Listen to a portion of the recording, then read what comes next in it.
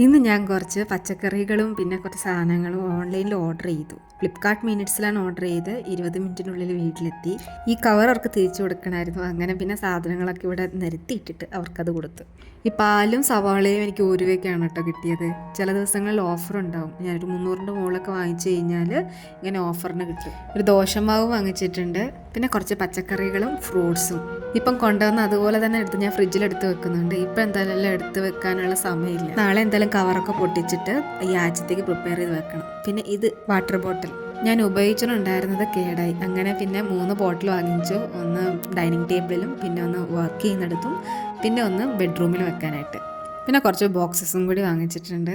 ഇത് ആക്ച്വലി ഫ്രിഡ്ജിൻ്റെ ഡോറിൻ്റെ സൈഡിൽ കൂടെ വെക്കാൻ വേണ്ടിയാണ് ഞാൻ വാങ്ങിച്ചത്. ഇതിൽ കറക്റ്റ് ഫിറ്റ് ആവുന്നുണ്ട് കേട്ടോ. ഞാൻ വീക്ക്ലി പ്രെപ്പ് ചെയ്യാൻ തുടങ്ങിയപ്പോഴത്തേക്ക് ഫ്രിഡ്ജിൽ സ്ഥലം തികയാണ്ടായി. അപ്പോൾ അതിനനുസരിച്ചായിട്ട് കുറച്ച് ബോക്സസ് വാങ്ങിക്കേണ്ടി വന്നു.